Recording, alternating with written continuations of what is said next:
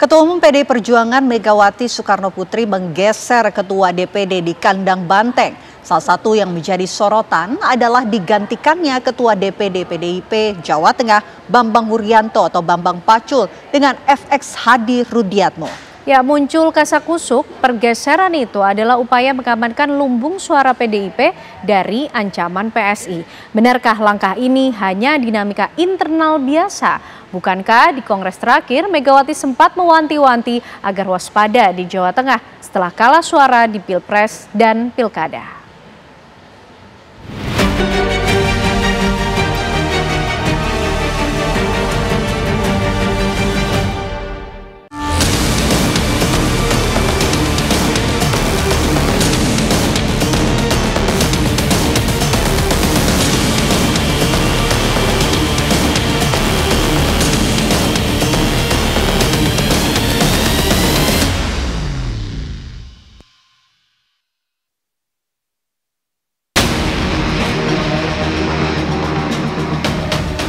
Moncong putih tengah berbenah kandang. Ketua Umum PDI Perjuangan Megawati Soekarnoputri diketahui menyegarkan kepengurusan daerah dengan menggeser kursi Ketua DPD. Salah satu yang menjadi sorotan adalah bergantinya posisi Ketua DPD Jawa Tengah Bambang Wuryanto alias Bambang Pacul. Megawati menunjuk FX Hadi Rudiatmo sebagai pengganti Bambang memegang kendali banteng di kandangnya Jawa Tengah. Pergeseran ini dinyatakan kepentingan internal partai. Bambang Pacul kini ditugaskan fokus menjadi Ketua Bidang Pemenangan Pemilu Legislatif. Tindak lanjut dari Kongres kemarin, dari Kongres ke-6 di Bali, di Nusa Dua Bali kemarin. Jadi juga bukan perombakan struktur partai, tetapi ini adalah bagian perintah dari Kongres untuk melakukan konsolidasi struktural. Meski diklaim hanya penyegaran internal, tapi desas-desus liar merembes di balik pergantian pemain utama banteng di Jawa Tengah. Masuknya Rudiatmo menggantikan Bambang Pacul tak lama setelah kabar sejumlah mantan legislator PDIP Solo lompat kandang ke Partai Solidaritas Indonesia yang dibesut putra Joko Widodo, Kaisang Pangarep. Dengan dukungan penuh Jokowi, PSI kini juga menjadikan Jawa Tengah sebagai basis kekuatan. Kendati Jateng hingga kini masih milik Merah. Namun, apakah penunjukan FX Rudi sebagai antisipasi agar gajah tak leluasa mengambil lumbung suara banteng? Mungkin ada pengaruhnya karena di beberapa tempat PDIP dan PSI ini juga merupakan saling berkompetisi, terutama di kota-kota besar. Misalnya DKI Jakarta, Surabaya, kompetisi antara PDIP dan PSI ini cukup kuat ya kompetisinya. Tapi perpindahan kader itu saya kira menurut saya bukan menjadi alasan utama. Ya.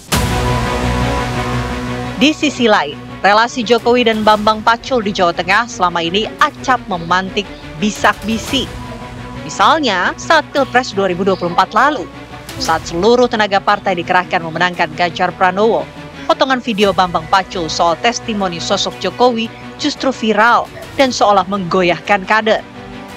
Desas-desus kedekatan Bambang Pacul dan Jokowi bahkan memunculkan spekulasi.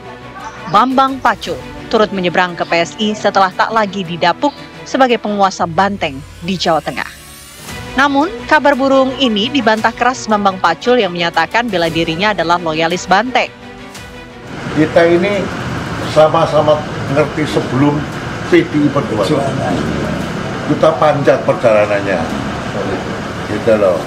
Jadi kalau sampai yang misalnya engko nek kowe kasarane, kowe ora diganggoke ning PDI Perjuangan, pindah partai Pak Pacul, kayak kita di partai lain gitu maksudnya. Lupakan Bambang Pacul tidak akan pernah pindah partai. Gitu.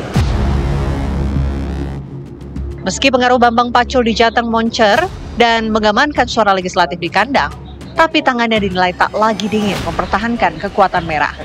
Selain kalah suara di Pilpres, Banteng juga tersungkur di Pilkada Jawa Tengah, situasi yang membuat Megawati mewanti-wanti. Dari tahun ke tahun masuk PDI itu tahun 86. Coba, jadi sudah kawakan.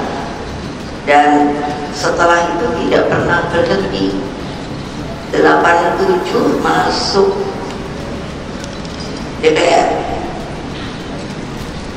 3 kali berturut menang terus. Jawa Tengah, itu mana Jawa Tengah?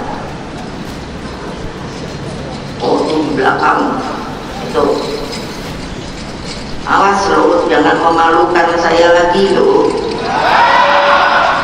Nggak usah teriak-teriak. Yang penting kerjakan.